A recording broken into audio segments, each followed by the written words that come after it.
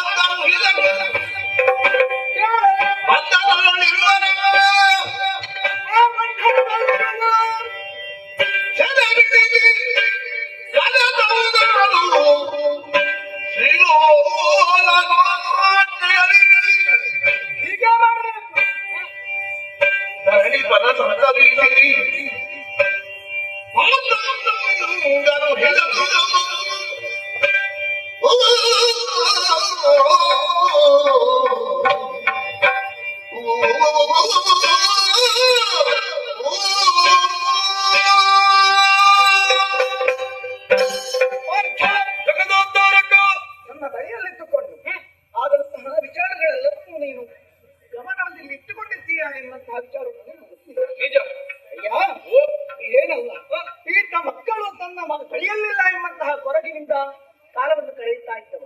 ಬಂಧನದಲ್ಲಿದ್ದಾರೆ, ನೋವನ್ನಷ್ಟು ಅನುಭವಿಸಿದ್ದಾರೋ ಎಂಬುದು ಗೊತ್ತಿಲ್ಲ ತನಗೆ ಎಂಬುದಾಗಿ. ಹಾಗಾಗಿ ಬಂಧನದಲ್ಲಿರುವಂತಹ ಆತನ ಇಬ್ಬರು ಮಕ್ಕಳನ್ನು ಸೆರೆಬಿಡಿಸಿ ಕರೆತರುವಂತಹ ಕೆಲಸ ಆಗಬೇಕು ಈಗ.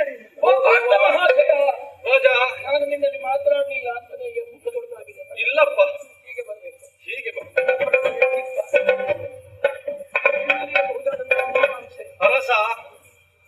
ನಾವು ಕ್ಷತ್ರಿಯರಿದ್ದೇವೆ, ಬಡಜನರ ಕಷ್ಟವನ್ನು ಪರಿಹರಿಸುವುದಕ್ಕಾಗಿಯೇ ಇರುವವರು. ಸರಿ, ನಾವು ಬಂದಂತಹ ಕಾರ್ಯ ಹೊಂದಿದ್ದರೂ ಕೂಡ ಅನ್ಯರ ಕಾರ್ಯವನ್ನು ಮಾಡುವಲ್ಲಿ ನಾವು ಮುಂದೆ ಕಾಲಿಡುವವರು. ನಮ್ಮ ಗೊತ್ತು ಚಂದ್ರವಂಶೀಯರ ಅಪೂರ್ಣವಾದ ಪರಿಚಯ ನಮಗಾಗಿ. ನಮ್ಮೊಂದಿಗಿರುವವ ಆರ್ತತ್ರಾಣ ಪಾರಾಯಣ.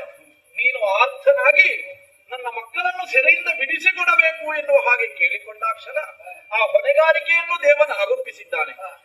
ಯಾವ ಮೂಲೆಯಲ್ಲೇ ಇದ್ದರೂ ಕೂಡ, ಯಾರ ಸೆರೆಯಲ್ಲೇ ಇದ್ದರೂ ಕೂಡ ನಿನ್ನ ಮಕ್ಕಳಿಬ್ಬರನ್ನು ಸೆರೆಯಿಂದ ಬಿಡಿಸಿ ತರುವಂತಹ ಹೊಣೆಗಾರಿಕೆ ನನಗಿರಲಿ. ಭಗವಂತನ ಅನುಗ್ರಹ